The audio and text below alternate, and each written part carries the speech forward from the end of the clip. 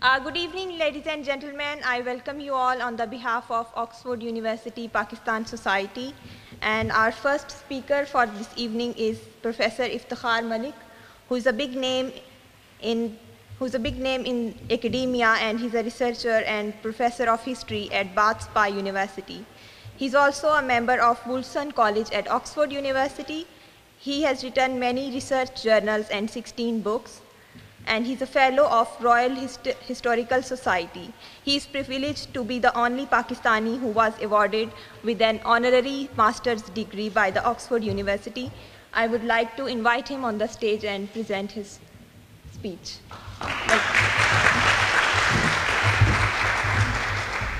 Thank you very much. Assalamu alaikum. I hope you can hear me.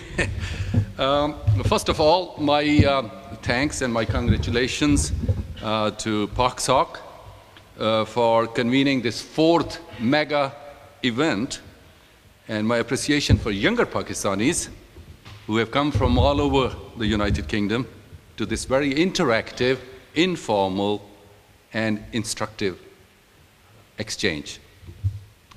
In our morning session, we covered all kinds of areas: internal security, economy, science, education, social issues, and we talked about problems that Pakistan is confronted with. Now, I shouldn't be talking about problems.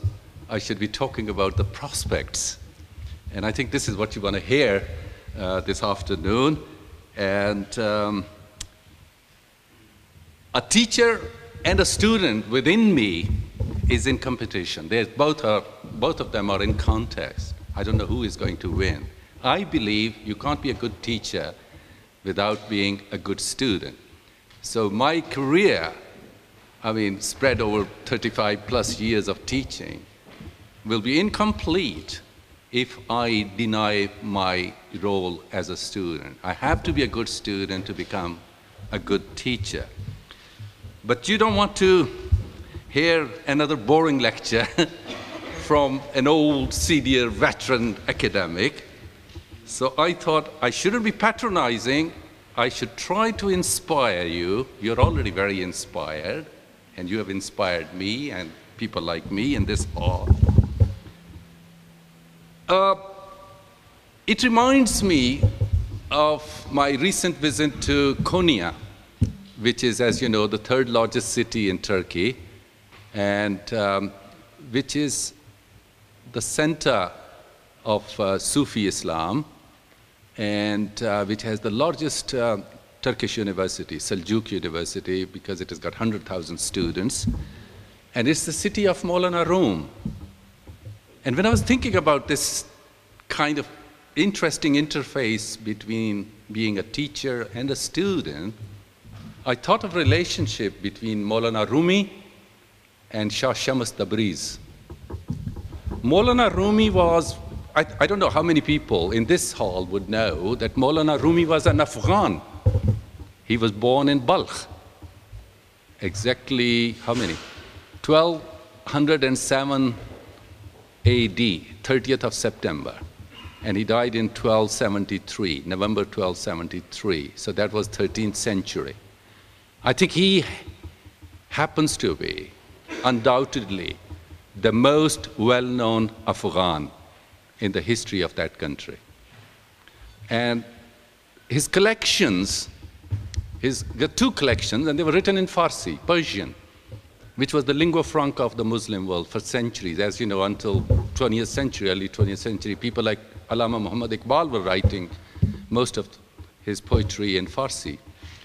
So he wrote in eloquent Farsi. And why this family moved from Balkh, northern Afghanistan? Because the Mongols had invaded Central Asia, India, Afghanistan, and like many other families, they became refugees.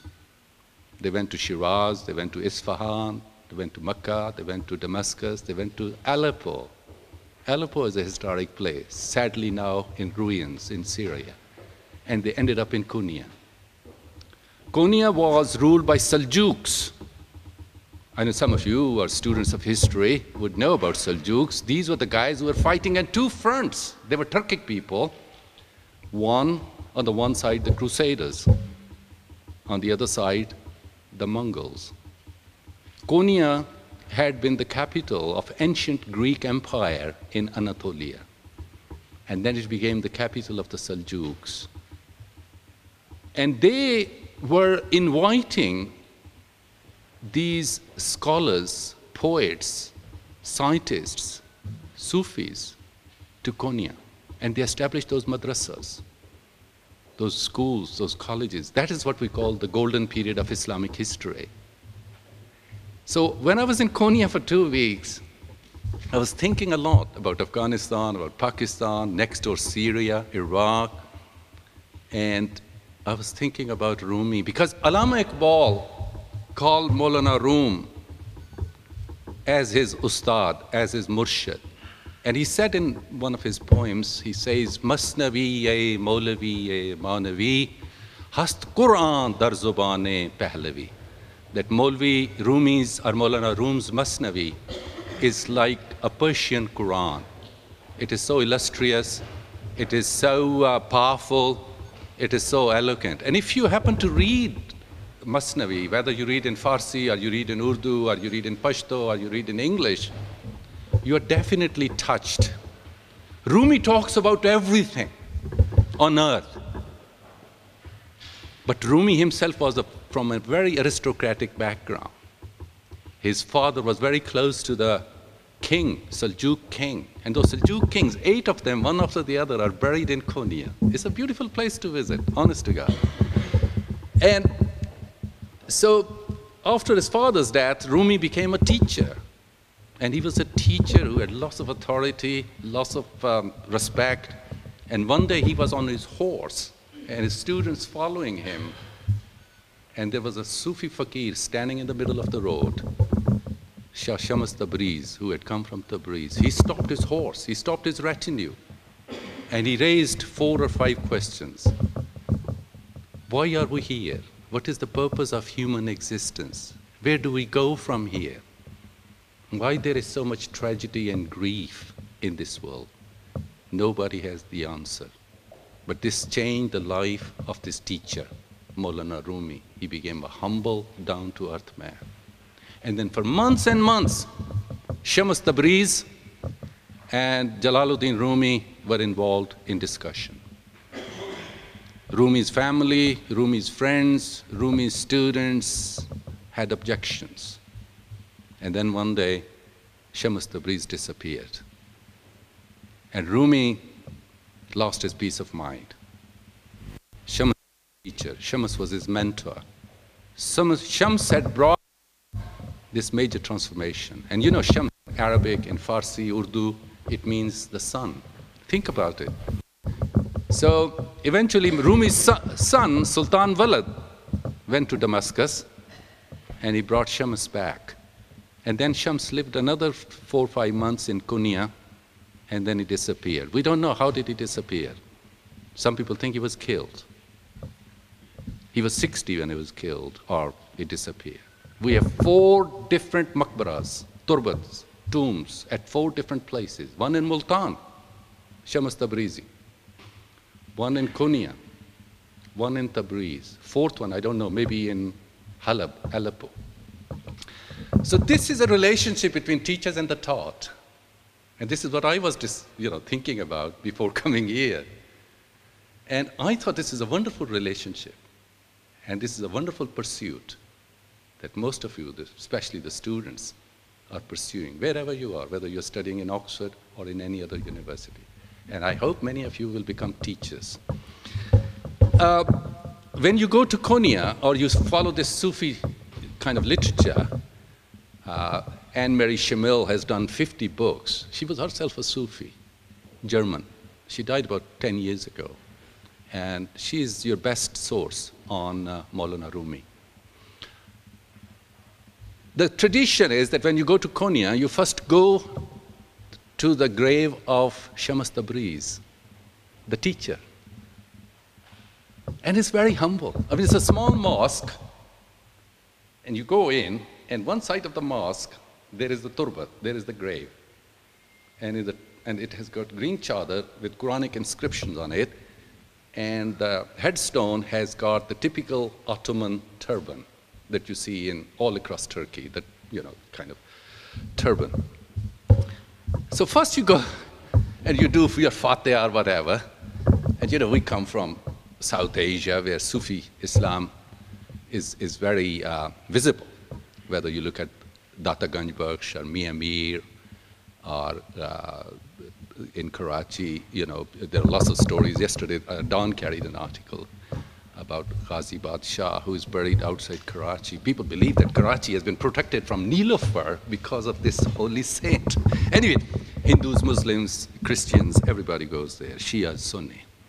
So first you go to Shah Shams's tomb, which is not really, it's very down to earth. And you think about Shams. And then, about 400 yards further down, is the resting place of Maulana Rumi. And there are 65 graves. Who surrounds this man?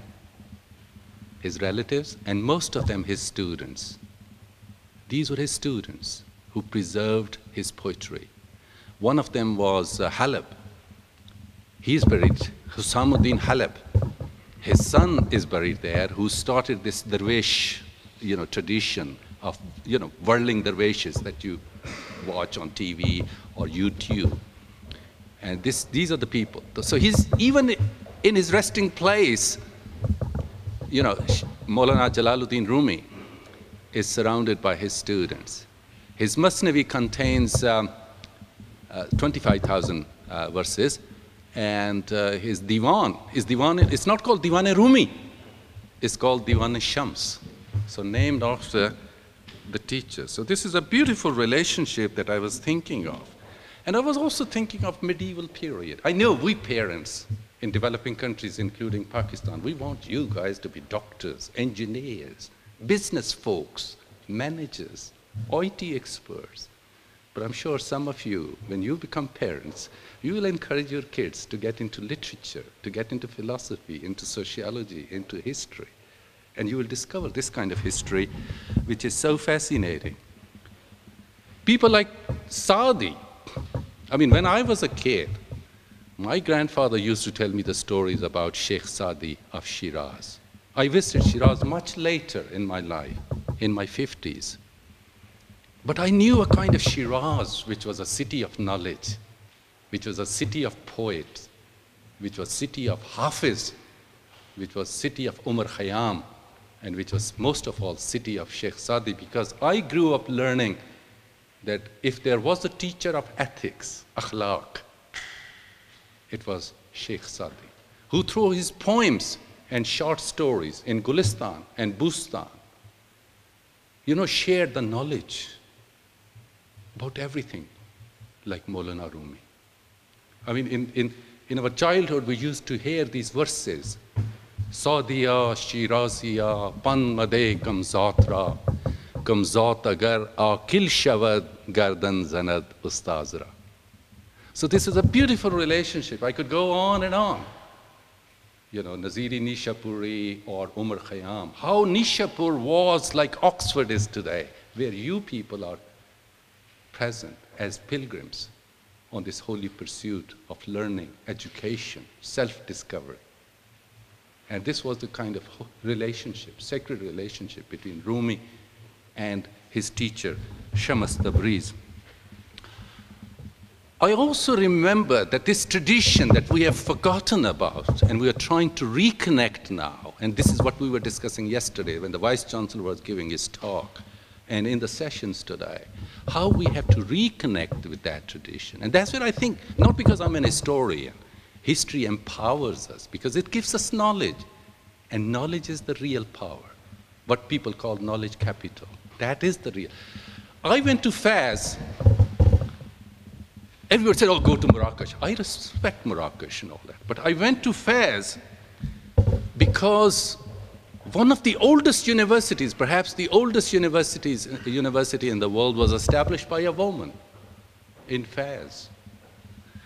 Fatima al-Fari established this university in 9th century, where great Jewish scholars like Maimonides, great Muslim intellectual, rational philosopher, founder of rationalism, Ibn Rushd, Averroes from Cordova, taught, where Ibn Khaldun, the famous historian, taught.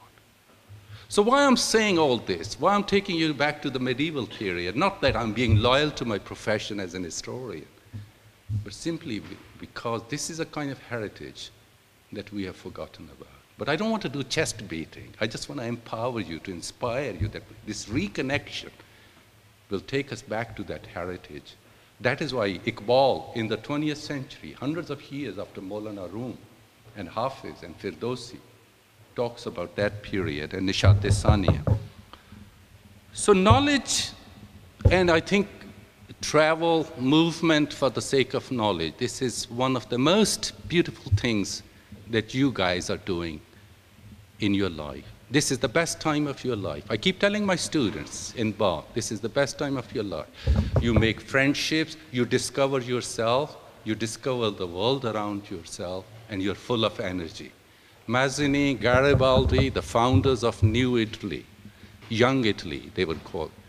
They were all students. They were people who had their own fears, who had their own hopes, and they created these nations. And they become the heroes of those societies. So don't underrate what you are doing, and if there is bad news, and I know there is bad news most of the time, whether we look at issues related to Islam, Muslims, or we talk about Pakistan. Some of us are becoming more and more apologetic. We are becoming more and more defensive. Some of us are becoming aggressive. Some of us think that it is very existentialist lie.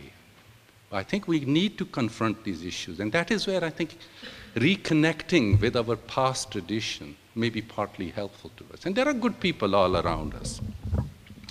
And I think people like Muhammad Iqbal and several others in their time faced similar problems. And that's why I always kept thinking why Iqbal would go to Sicily, why Muhammad Iqbal would go to Qartaba.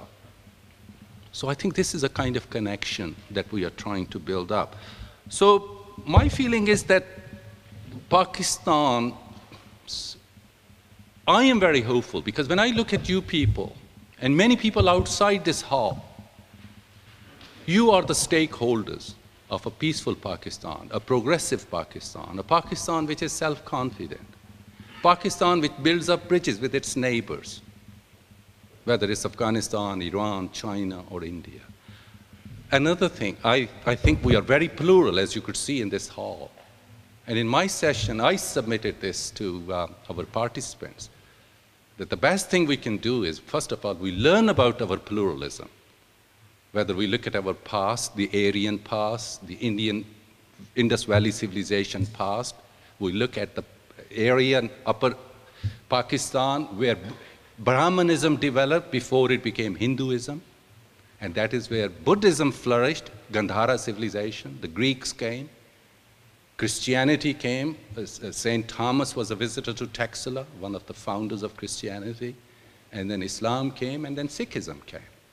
So pluralism is very much in our history, in our grain. So rather than finding it subversive, I think we should accept it, we should celebrate it, we should protect it. I think this is the biggest challenge in the world today. If you ask me, what is the major challenge for the contemporary world?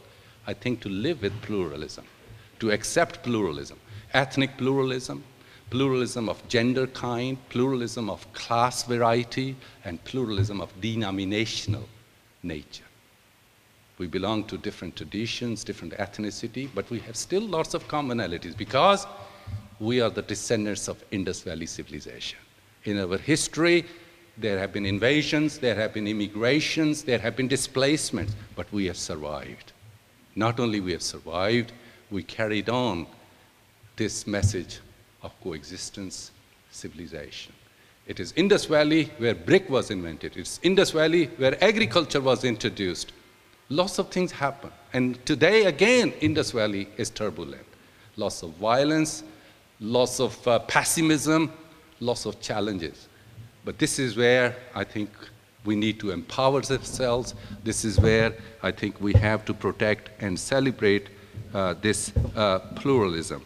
And if we are facing these issues in our individual life or in our national life, it reminds me of Iqbal again, when he said, "Khuda tujhe kisi tufan se aashna kar de." These challenges can depress us, but they can also let us discover our internal potentials. It is a journey in self-discovery. I'm not trying to romanticize everything. I'm not trying to give you a kind of utopian idea of how to confront the issues that we face. I think we need to build bridges, whether these are our friends and brothers and sisters in Fatah, or they are from Balochistan who are angry, or these are different communities in Karachi. I think these are the issues. And I think the best way forward is that we accept those diversities, we build up bridges, we begin a kind of policy of coexistence, and build this house from within. And this is where I think we have a chance, we have an opportunity, and people like you, younger people here who have gathered here, you give me lots of hope. You give hope to one another. Why? It's not a lost case. As long as people like you become the stakeholders, for all kinds of reasons, that country of 180 million has a bright future. Wish you all the best. Thank you for your patience.